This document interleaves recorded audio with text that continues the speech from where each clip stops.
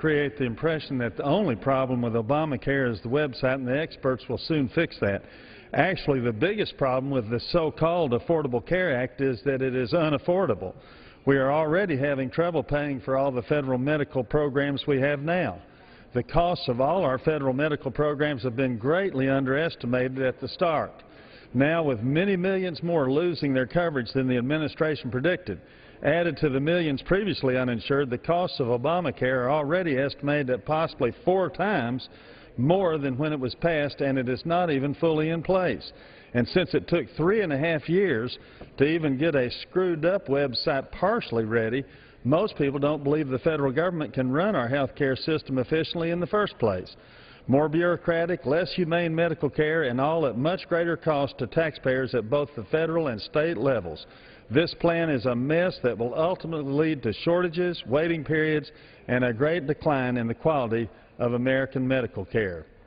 I yield back. The gentleman yields back. Are there further 1-minute requests? Thanks, Jim. To address the House for 1 minute and to advise and extend my remarks. The gentleman from Pennsylvania is recognized for 1 minute.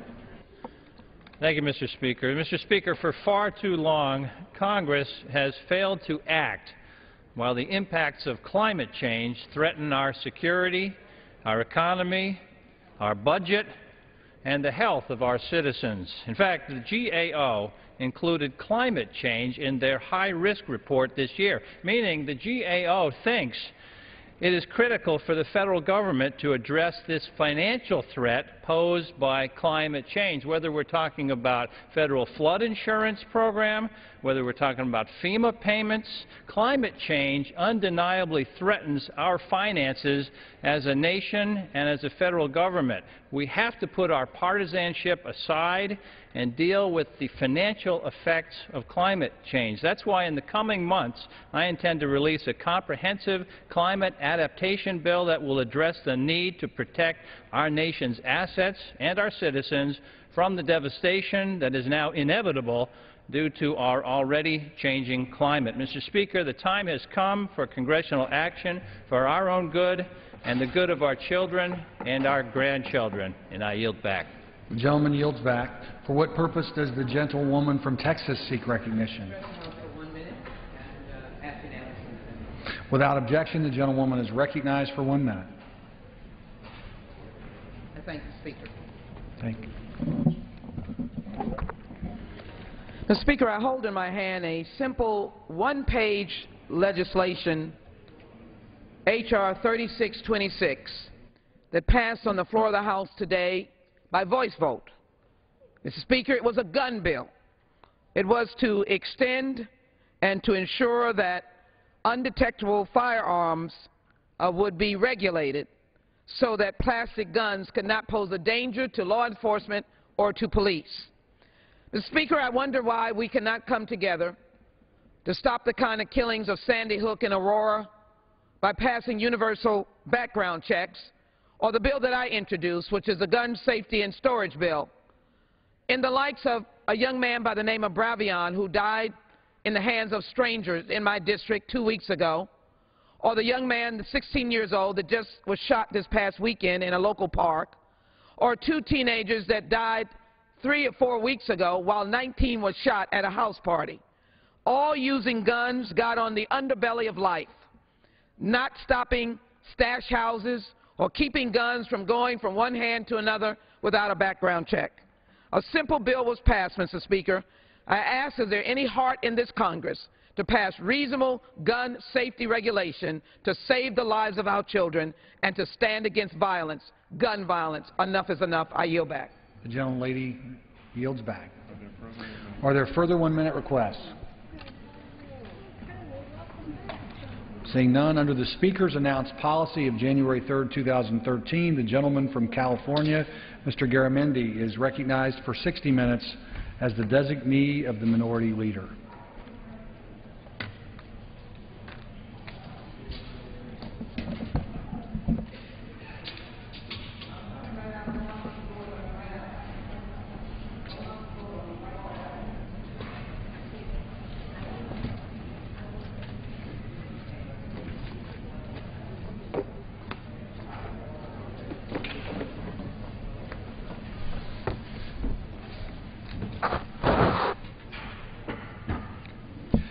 Thank you, Mr. Speaker.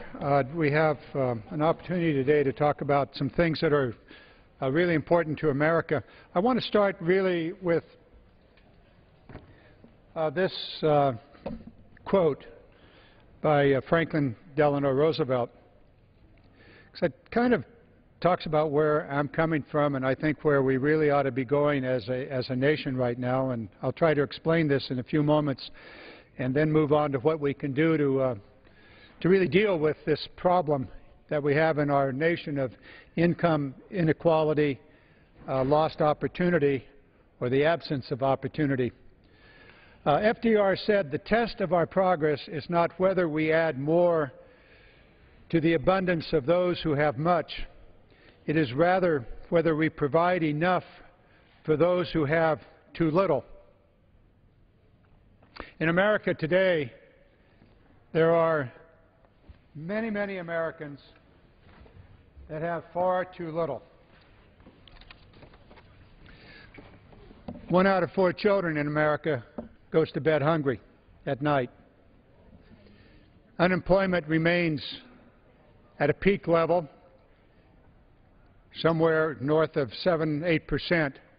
Real unemployment, that is the unemployment of people that would like to work more, would like to have a full-time job, remains very, very high. What can we do about it? Well, we can think about the great American ideal, the dream, the American dream.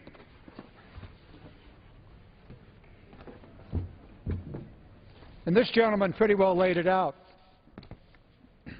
This is Bill Clinton. I'm talking about the American dream. He said if you work hard and play by the rules, you'll have the freedom and the opportunity to pursue your dreams and leave your kids a country where they can chase theirs. So between these two presidents, I think we lay out a philosophy that's well worth our attention. Make sure those who have little have an opportunity, that we pay attention to their needs, and that we make sure the American dream is always in place. Let's talk about that dream.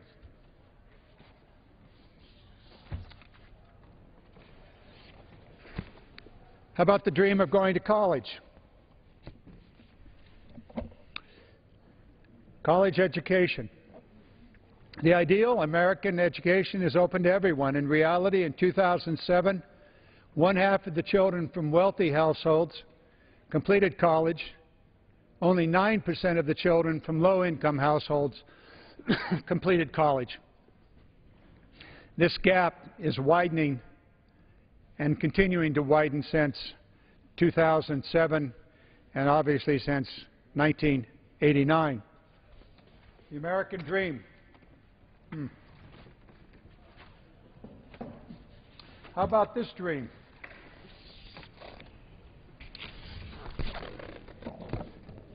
FDR also talked about the 4 freedoms, and one of them had to do with freedom from want. Part of the American dream? It's been denied. In reality, as a result of the Great Recession, in 2010, a total of 46.2 Americans were below the poverty level, the highest number in 52 years. The American dream denied.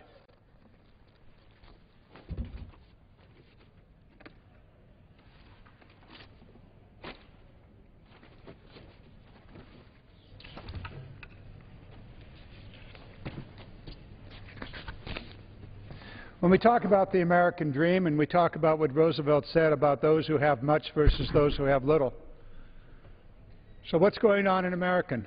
In America today, income inequality is growing. The ideal, you work hard, you'll do okay. In reality, the U.S. ranks 93rd in the world in income inequality, behind Great Britain, Australia, Nigeria, Argentina, and Japan. The American dream, you work hard, you do okay. The reality? Income inequality in the United States is greater than the income inequality in Nigeria? Yes, it is. So what are we going to do? Well, here's what we are doing. Since the Great Recession, the recovery has been slow. We Democrats have some answers to what to do about that recovery, and we'll get to that in a few moments. But I think we need to understand what's happened in the last 5 years. We've seen the economy grow every quarter since 2009. The economy has grown. The private sector economy has grown. Where did that wealth grow? Where did it go? Where did the wealth of this nation go? 95% of the wealth generated in this nation since 2009 has gone to the top 1% of Americans. The remaining 95% have had to split what was left. During the Clinton economy, it was reversed. Top 1% took 45%, and the bottom 99% took the remaining. 1% took 95%, 99% were left with 5%. Income inequality. What do we do about it? How do we achieve the goals of President Clinton when he talked about the American dream? How do we achieve the goals of FDR when he talked about our purpose? Not to provide more for those who have great, but to provide for those who have little. How can we do it? Well, one way we can do it is a long American tradition dating back to George Washington. In his first year in office, George Washington called upon Alexander Hamilton, his Treasury Secretary, to figure out how to grow the American economy. They were interested in manufacturing. The United States was basically exporting raw materials to Great Britain. George Washington wanted to build the American economy. So he said, Alex, give me a plan. So Alexander Hamilton came back a couple of months later with a plan, an economic development plan based on manufacturing. And in that economic development plan, he said, we need to do about a dozen things. He said we need to build the infrastructure of the United States. He said we need to build the canals, the roads, and the ports. He said we needed to protect American manufacturing, and so make sure that there were proper duties and tariffs on imported goods so that they could not compete, so that they would not overcome American manufacturers, but rather level a playing field so that American manufacturers would have a shot. He said we needed to also make sure that we had good international trade agreements and use the American taxpayer money to buy American manufactured goods. It's all there. So for those who want to pay attention to the Founding Fathers, they ought to pay attention to what George Washington and Alexander Hamilton talked about in the first days of the first administration of this wonderful democracy we call America. Let's talk for a moment about infrastructure. Let's talk about those roads that George Washington described, Alexander Hamilton talked and wrote about in his report. Where are we with our infrastructure today?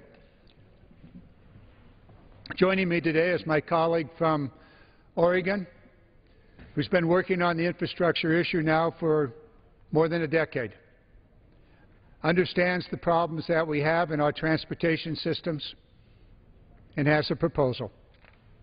Let me turn now to Earl Blumenauer of Oregon. I deeply appreciate the gentleman from California yielding time to me, and I appreciate his leadership in focusing on where the economy is and where it needs to go.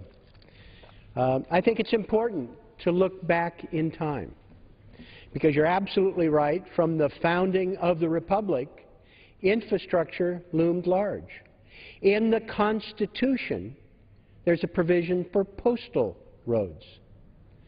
And 8 years after the plan that was developed by Alexander Hamilton for President Washington, there was the Gallatin Plan that was developed for President Jefferson by his Secretary of the Treasury, Albert Gallatin.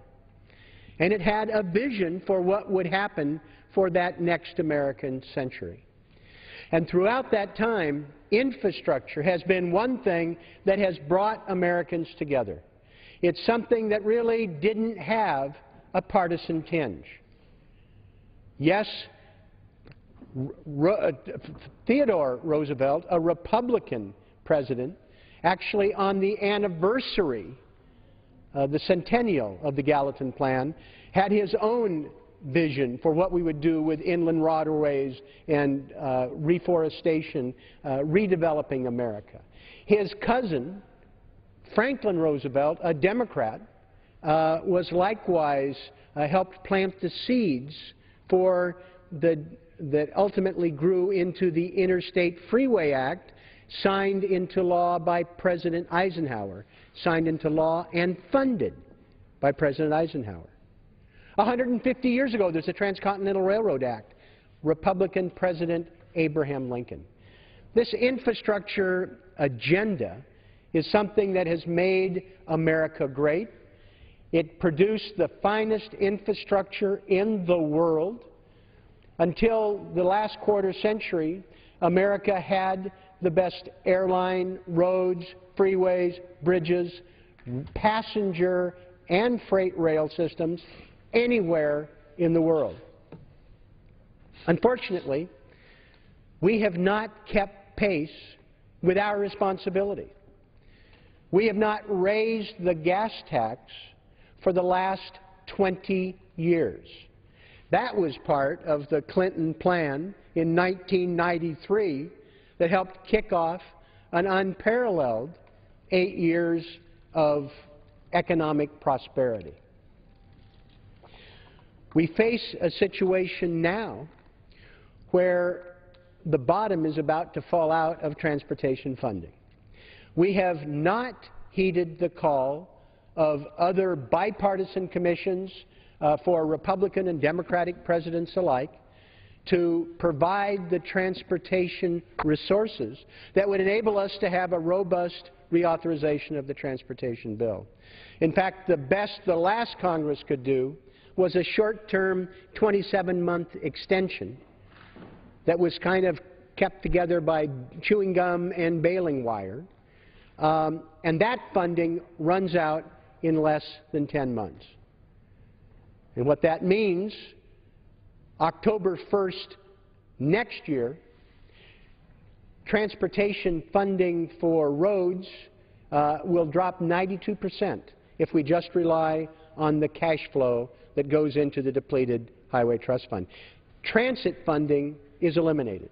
Over the course of the next 10 years, we will see a 30% reduction in already inadequate funding for the federal partnership. Now, we kept this afloat by transferring $55 billion of general fund, borrowed money.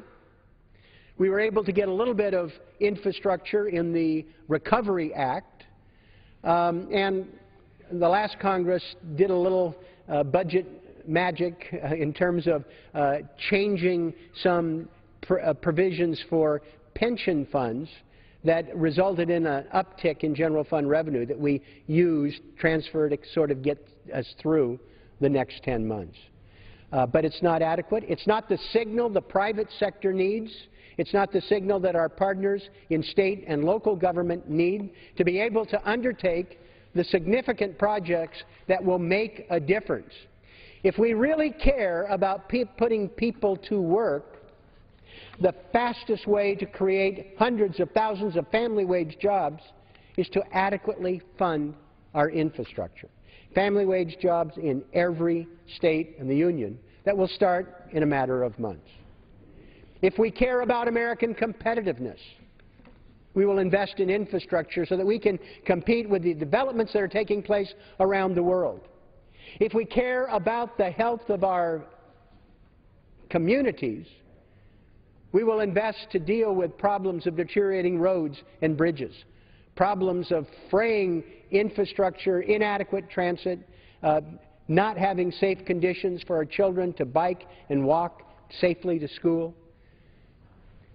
While the discussion takes place about the budget deficit and this fiscal cliff or another, I think it's time that we ought to look at the infrastructure deficit and the transportation cliff that we face in less than 10 months.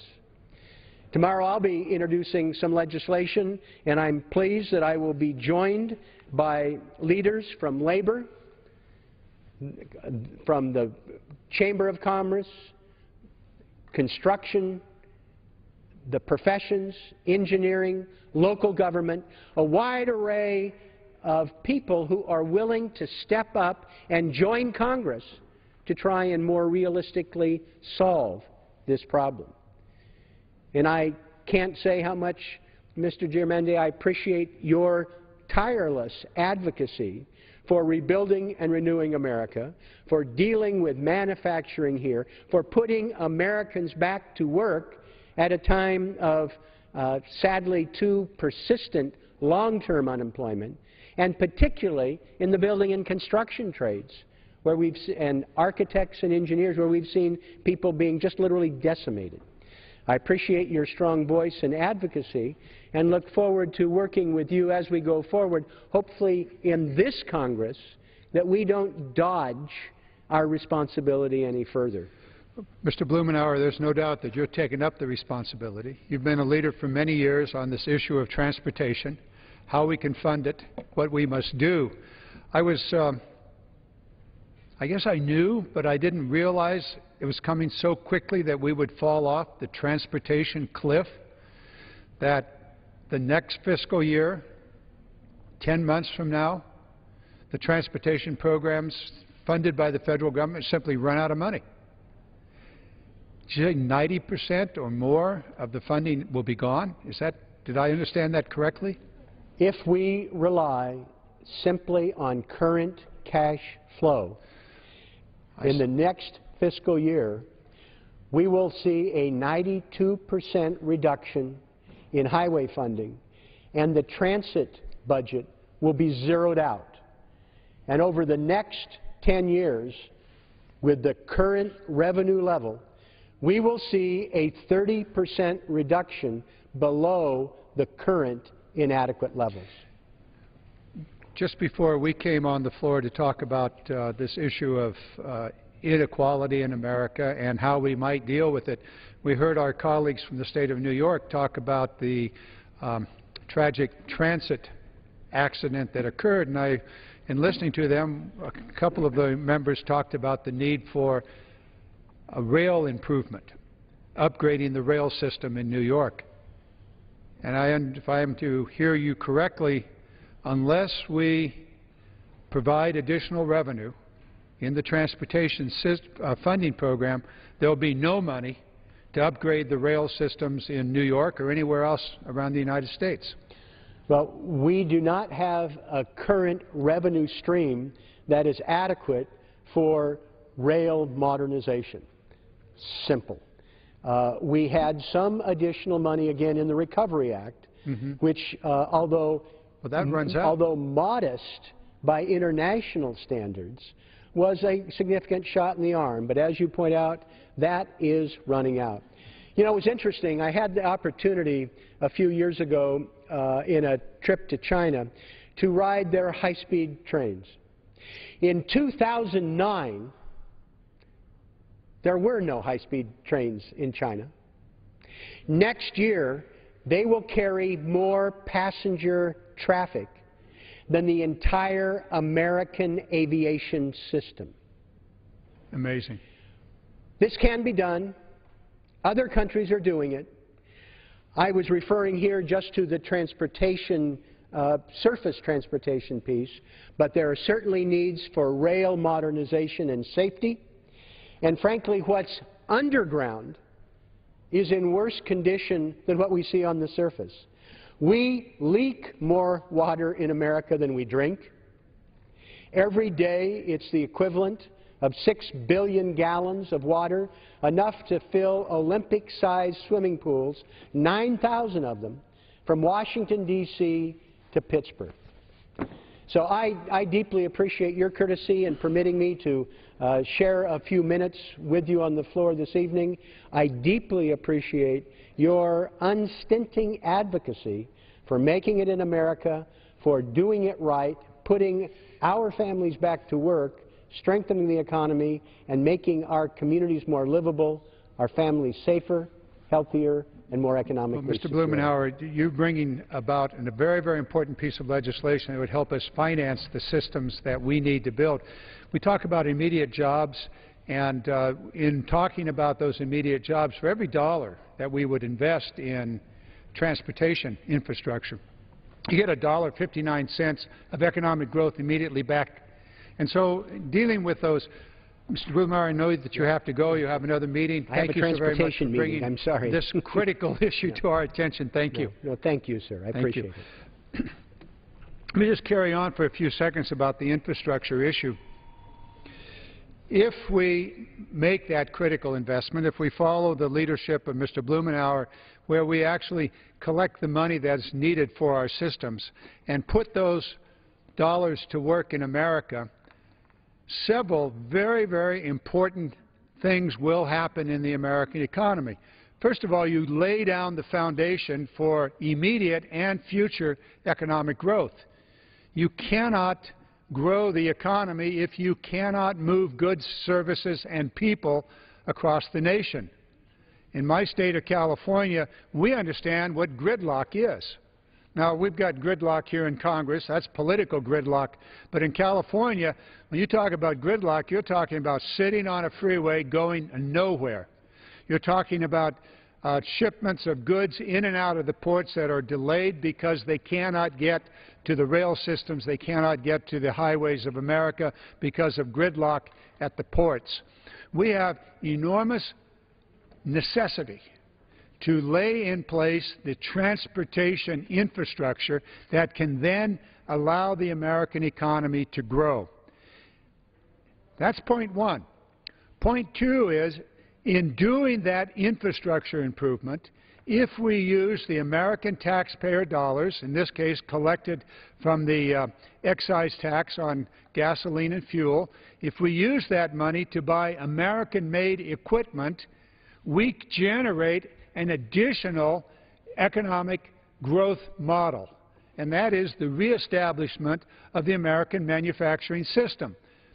20 years ago, we had about somewhere between 19 and 20 million Americans in manufacturing, making all kinds of things, from Caterpillar bulldozers and graders and loaders to farm equipment to airplanes and technology systems from computers and the like. That was 20 years ago. Today, there's just over 11 million in the manufacturing sector. We've lost 9 million manufacturing jobs in America. Those are the heart and soul of American middle class. That's where a mother or a father could get a job, provide the income for their family, buy a home, buy the car, the boat, take the vacation, send their kids to college. That was where the American middle class found its foundation. It's been decimated by a number of policies that were enacted by previous Congresses and by a lack of attention all across this nation to the foundational imperative of manufacturing. So we have been talking here for more than 2.5 years now about a Make It in America agenda. If we're going to finance our transportation systems, then add to that a clause that says the material, the bridges, the steel, the concrete, the equipment will be American-made. It will be made in America. And in doing so, we can go right back to Alexander Hamilton and George Washington, who wrote the first economic development plan for this nation and said, use the American taxpayer money to support American industries. Hey, I'm with Alex and George. They were correct. Use our taxpayer money to support American businesses. Buy America, make it in America. And it works. Let me give you an example.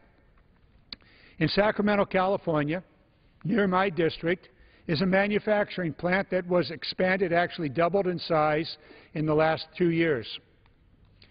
It was doubled in size to build electric locomotives for Amtrak on the East Coast corridor between Washington, D.C. and Boston. About 80 new locomotives are going to be built in Sacramento, California, because in the stimulus bill, the Recovery Act, somebody, probably a staffer, maybe a senator, maybe a member of Congress, wrote in one sentence and said this $700+ million for the locomotives will be spent on American-made equipment, 100% American-made. American companies looked at that, shrugged their shoulders. A German company, Siemens, said, oh, $700 million contract? We can do it. Siemens took their light rail manufacturing plant in Sacramento, took that contract, doubled the size of their plant, doubled the size of their workforce, and is now building 100% American-made locomotives in Sacramento, California, where 100 years ago they used to build locomotives. Now they're doing it again. Why?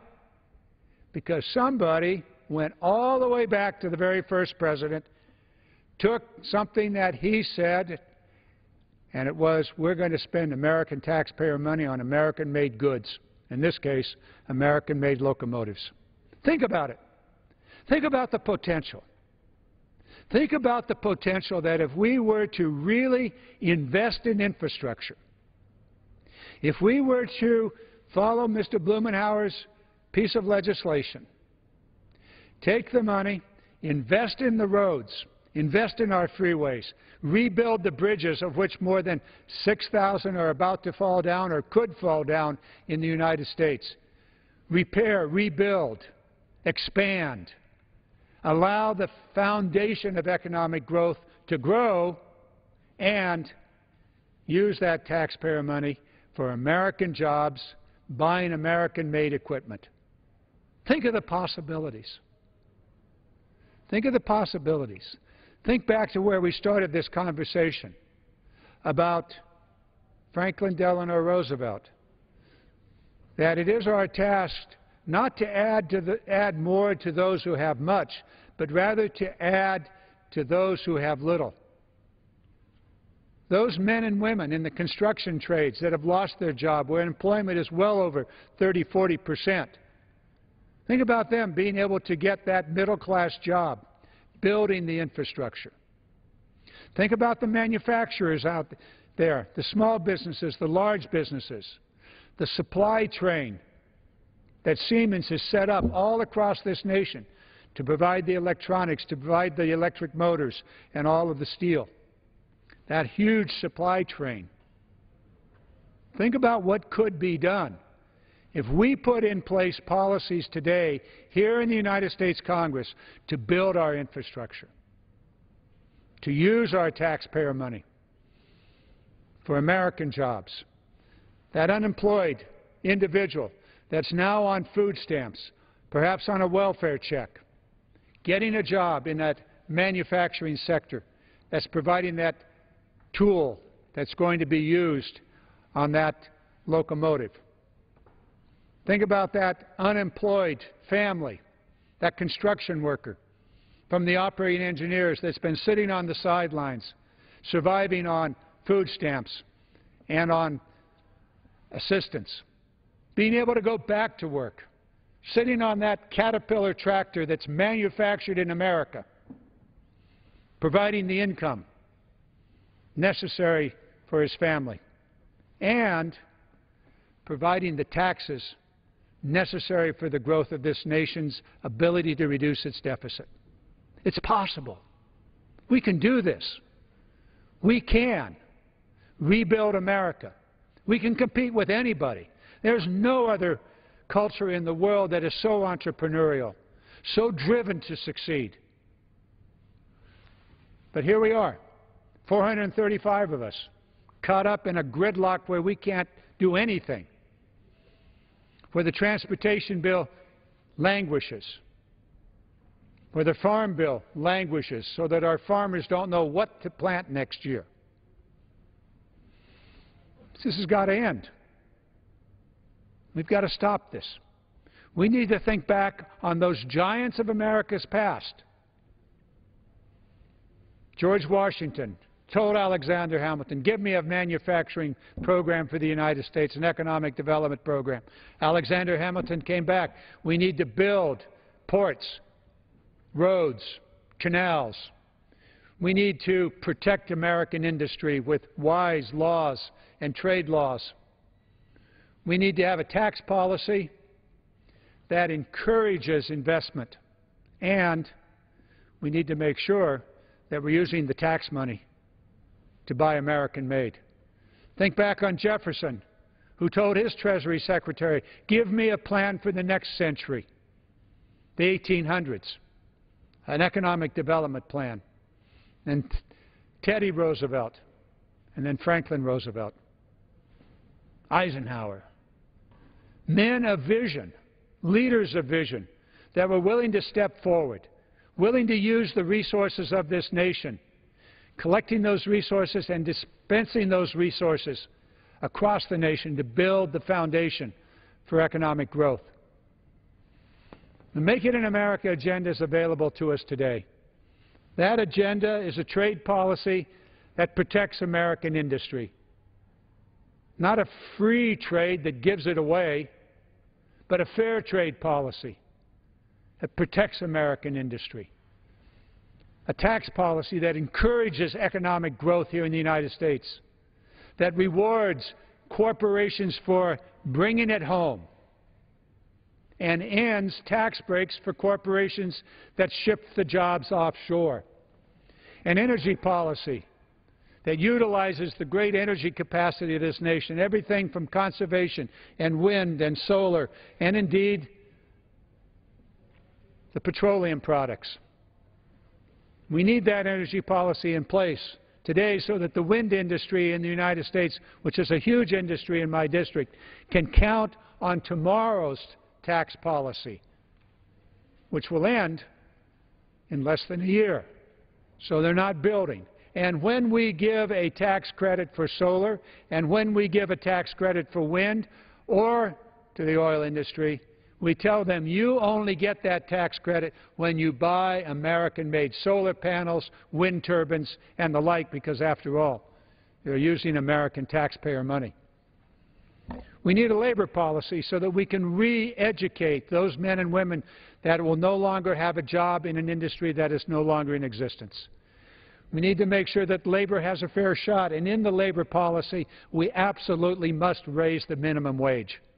That holds up the floor and deals with the issue of poverty in America. Education, research, infrastructure. This is the Make It in America agenda. This is the agenda that we can grow jobs in America. This is the agenda that can address the American dream.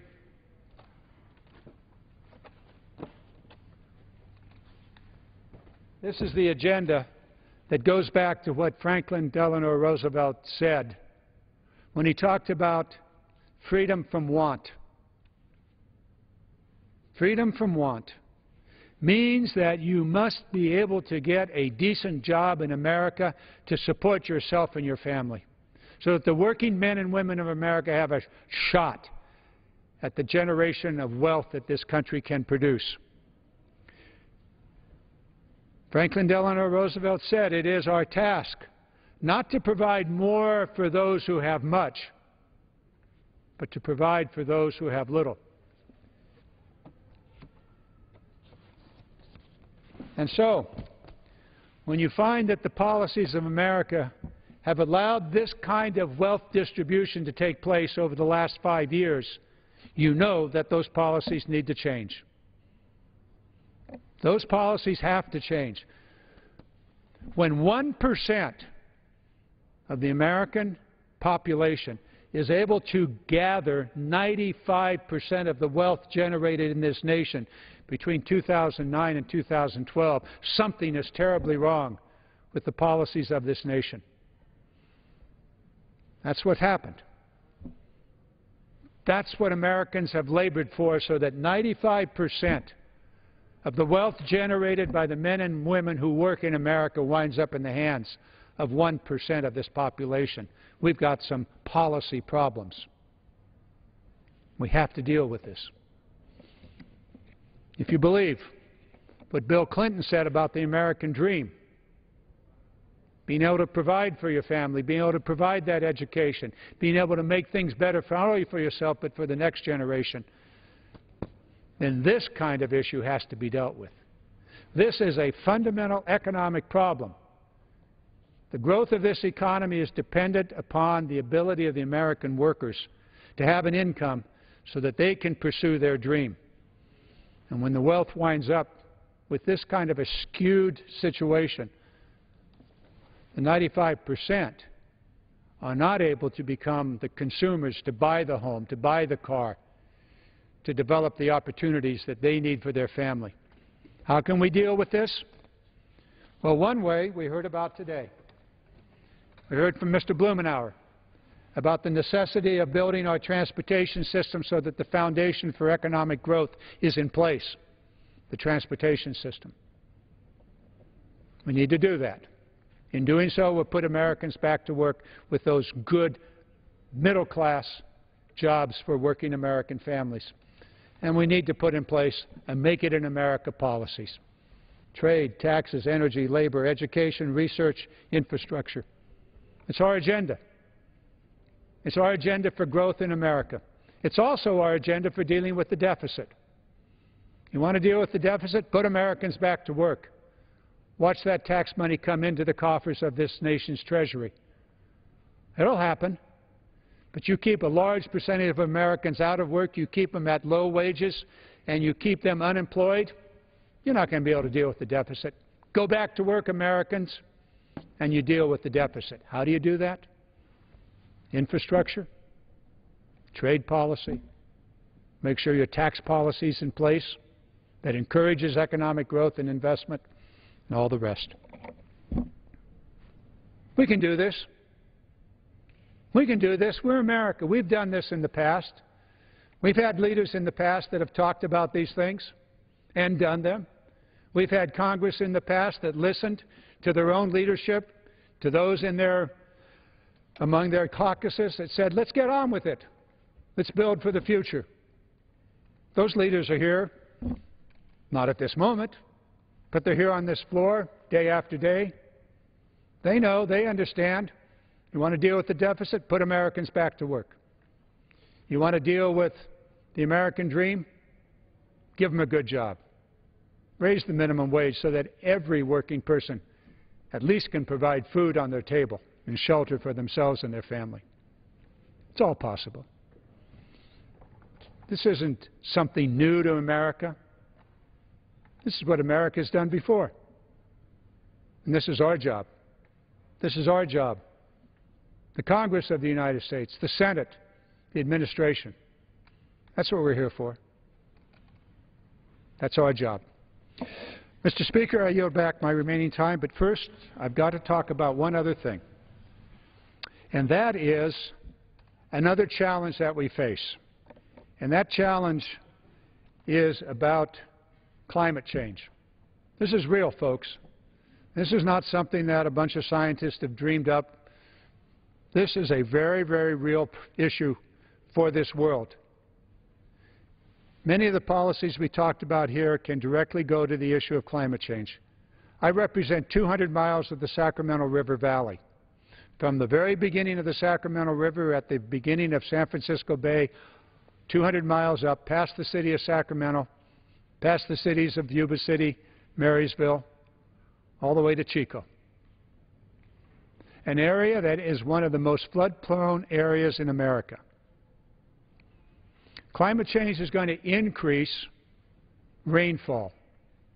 Maybe not the total rainfall throughout the year, but the incidence of heavy, extraordinary downpours will increase. Not too many people want to ascribe the recent typhoon in Philippines as a climate change issue, but there's ever-increasing evidence that extreme storms are a result of climate change. And it figures more heat, more moisture, more storms, more precipitation. It's all there. So as we go forward dealing with these issues of economic development, of infrastructure, we need to keep in mind the issue of climate change and its immediate effect. Droughts in some areas where there weren't droughts before, floods in other areas where there's need to put in the infrastructure. In the case of my district, the infrastructure of levees. My constituents are at risk. My constituents need the federal government to pass a Water Resource Development Act that provides the foundation and the authorization for levee improvements, and they need the appropriations. They need the money. It's our task to keep America safe, whether that's from some military threat from somewhere in the world or from some natural threat. For example, extreme storms, extreme flooding, making sure the infrastructure, the levees, and the protections for our citizens are in place. I want us to deal with that. And as we put together the Water Resource Development Act, where I have the privilege of being on the conference committee, we intend to do our best to make sure that the authorization for those projects necessary for water development as well as flood protection are in place. And then we must go about the task of finding a way to pay for it. Mr. Blumenauer is introducing a bill tomorrow to find a way to pay for the transportation systems. We need to do the same for the water infrastructure systems. We cannot neglect this task. It's our job. Mr. Speaker, I yield back my time. The gentleman yields back. Under the Speaker's announced policy of January 3rd, 2013, the gentleman from Georgia, Mr. Gingrey, is recognized for 60 minutes as the designee of the Majority Leader. Mr. Speaker, I thank you for the recognition for this time and to spend talking to my colleagues on behalf of the majority, the Republican majority in the House of Representatives, about the continued problem with Obamacare and with healthcare.gov website. The promise to Congress and to the American people was that by November the 30th, the last day of November, the end of November, that the website would be fixed, that people would not have any problems whatsoever getting enrolled for Obamacare on the government-created healthcare.gov websites. Well, the administration has said, Mr. Speaker, that the problems that people had been faced with for the last 2 months, of course the rollout was October the 1st, had been essentially solved. That 80% of folks now could get health care, could complete their application, would not get kicked off the system with an error message. But what they don't say is that 80% of what? They go on to admit that 40% of the website, Mr. Speaker, has yet to be developed. And the law was signed into effect, and we all know this, colleagues, was signed into effect on March the 23rd, 2010. Well, today is what? December the 3rd, 2013. Over 3 years, 3.5 years essentially, to get this done. And it wasn't ready. It was a colossal failed rollout on October the 1st. even though $600 million, Mr. Speaker, had been spent to create this website. And that's what you get when you have a massive 2,600-page bill that was rushed through almost in the dark of night at the 11th hour in December of 2009 when it was not ready for prime time, and obviously this website was not ready for prime time. So it is incredibly concerning that the Obama administration has continued, Mr. Speaker, full speed ahead on the rollout of a system even after numerous warnings from vendors and from members of Congress on both sides of the aisle in both chambers, the House and the Senate. The website has led to confusion in the insurance marketplace as well as put customers and consumers, patients really, I say that as a practicing physician for over 30 years in the great state of Georgia. The website has led to confusion and put consumers' personal information at risk due to also lax security protocols. It's not just that this health care information, which is sacrosanct under HIPAA law, but also the security of information, financial information is an example. So I am still extremely concerned about the security risk inherent with this website that is 80% fixed, but 80% of 60% is 48%. So it's 52% not fixed after 3.5 years. In the last month's House Energy and Commerce Committee healthcare.gov data security hearing, I'm a member of that committee, Mr. Speaker, the Health Subcommittee. Other committee members and I heard testimony on the Obama administration's efforts to protect private citizens' sensitive health care data on the online marketplace.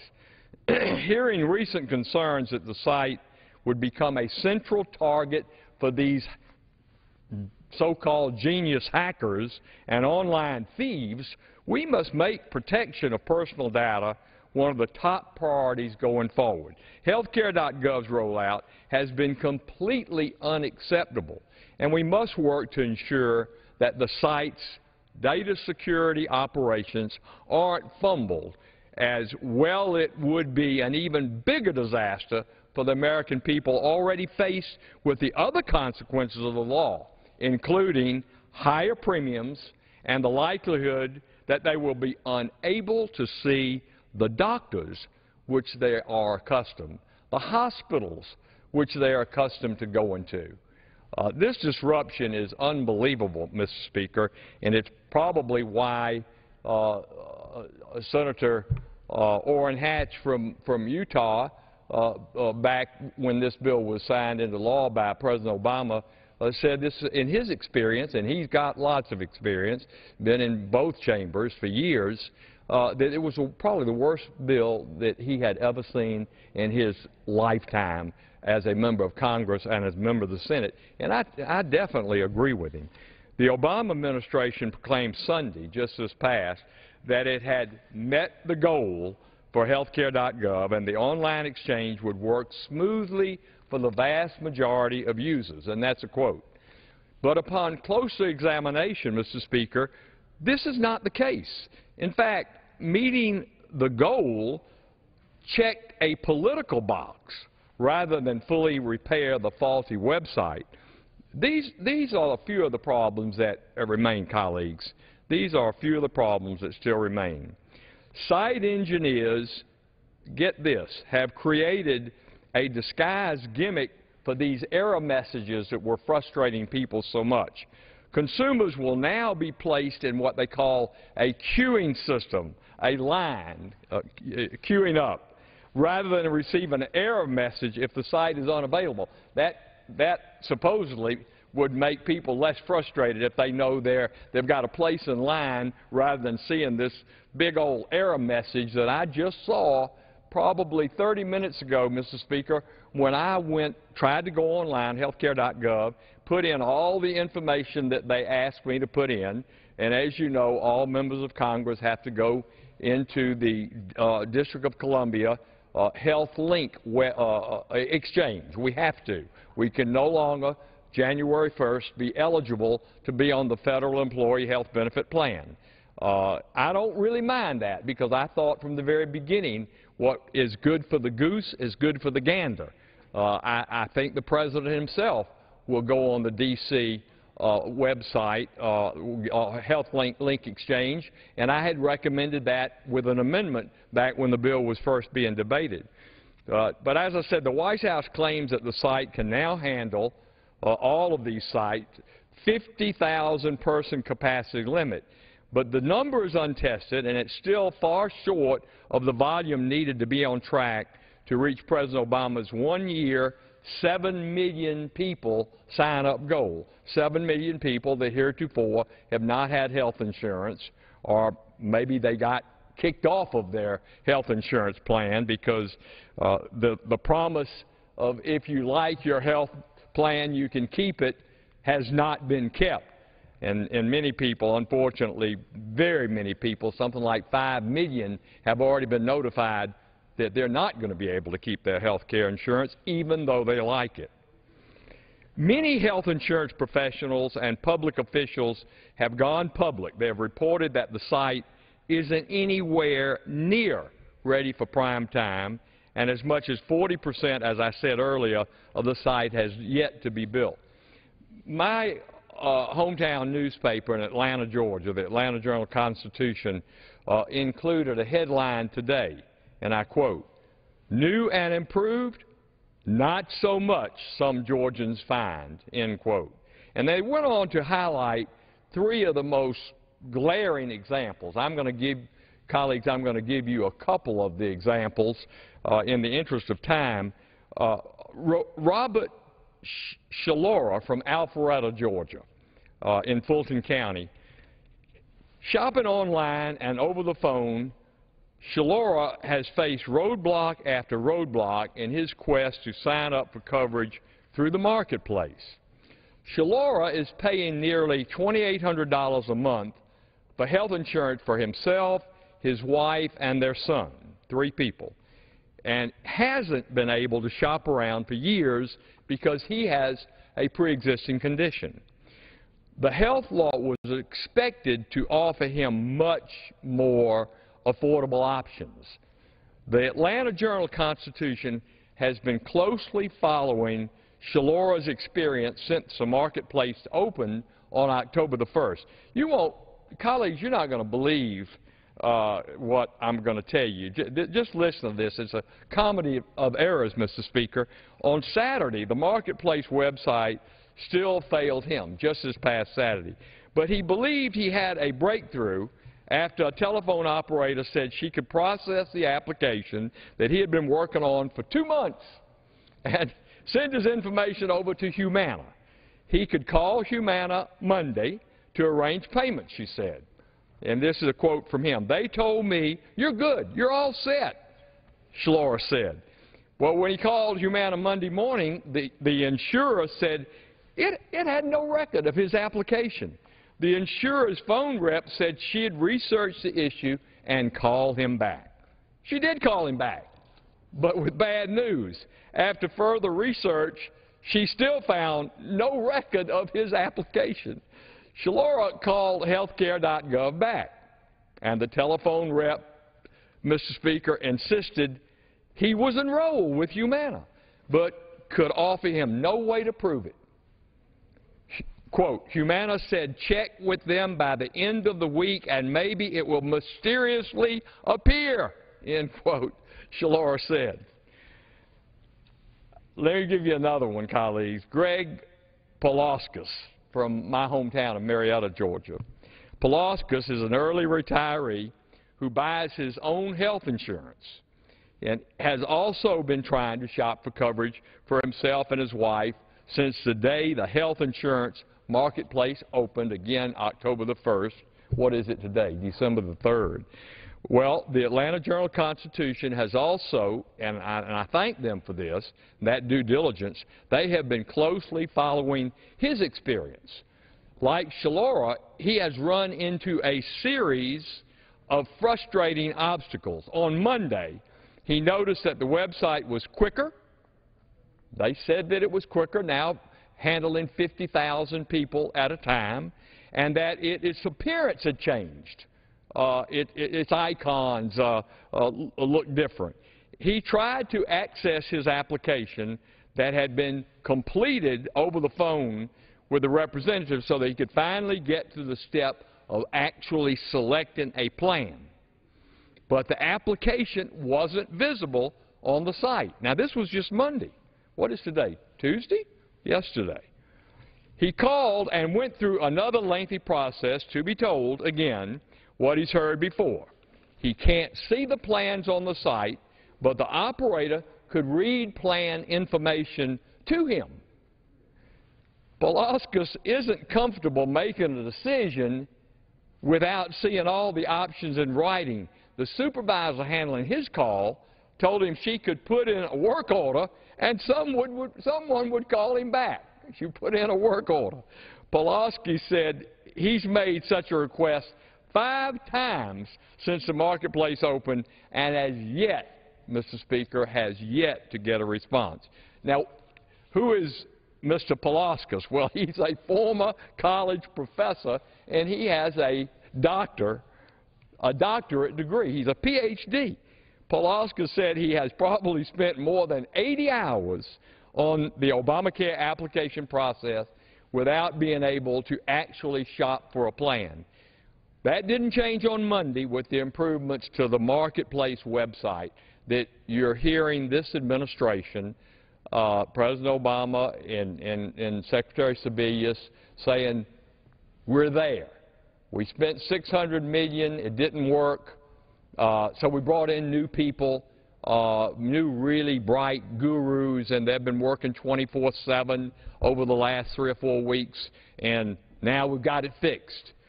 And we don't have it fixed. 40% of it hasn't even been built. And in 80%, that means 20% absolutely are going to be in a terrible bind come January the 1st if they have lost their health insurance coverage that they previously had and they don't have any coverage. In other words, they're just going bare. They don't intend to do that. They wanted to keep the insurance they had because they liked it. They found out that that was not true. I'll be kind and use the word mendacity rather than a lie. But it was pure mendacity. They weren't able to keep it. And so if you can't then sign up during that 5-week period, which is over Monday, this coming Monday, you can't get signed up and have coverage by January the 1st. Well, my goodness gracious, what if your child gets run over by a car or you have a heart attack in the week, 2 weeks, month, however much time it takes after January 1st to finally, if you're in that 20% group, to finally get coverage. By that time you are truly, if you survive, you're bankrupt because of medical expenses that are not covered. These stories were printed in the AJC, Mr. Speaker. There are plenty of others that have not been published. Let me share with you a few other stories from my constituents back in the 11th Congressional District of Georgia about the lack of affordable options. Obamacare offers them. Mike told me that Obamacare has been a financial disaster for his family. It used to cost him just under $300 a month to cover his wife and daughter on their insurance plan. But under Obamacare, even that lowest level plan, the bronze plan, you know, there are 4 choices. Gold, I guess, is the most expensive and covers the most things, probably has the highest deductible. But under that bronze plan, instead of $300 a month, now he's going to pay, Mr. Speaker, $700 a month. And guess what? His deductible is $5,000. So he has to pay $5,000 out of pocket before insurance kicks in. He's paying $400 more a month. That's what, $4,800 plus the $5,000. His new plan under Obamacare, because he's not eligible for any subsidy, is costing him about $10,000 more a year.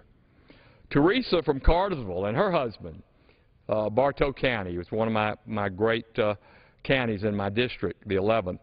Teresa from Cartersville and her husband told me that their premium is increasing from $550 to more than $900 per month. That's almost, Mr. Speaker, a 40% increase. Robert from Metro Atlanta told me that even though they were underwritten in June, his wife's policy has increased from $387 to $557 a month, and that increase is 30%. It's getting a little better, but gee, 30% increase. And when President Obama talked about this great new health care plan, the Affordable Care Act, Patient Protection and Affordable Care Act, he said that on average families would see a $2,500 per year reduction in what they're paying for health care. Mr. Speaker, let's go back to the word mendacity. Nothing could be further from the truth. The average increase is probably $2,500 a month, not a decrease. This is truly unacceptable. With new mandates in insurance market concerning essential health benefits, premiums have to increase. And now we finally find out that Ms. Pelosi was absolutely right. But wait till you read it and find out what's in it. Where she was wrong is she said, then you would like it. I don't think too many people, in fact, I think the latest number, Mr. Speaker, that I read, statistic, was 61% of people today are opposed to Obamacare. 61%, that's a lot. That means 39% either don't have an opinion either way, or not sure, or maybe they approve of it. But those are dismal, dismal numbers. We have seen more insurance policies canceled than created as consumers are faced with this sticker shock, all in the name of a bill that was sold to the American people as a way to lower the uninsured rate.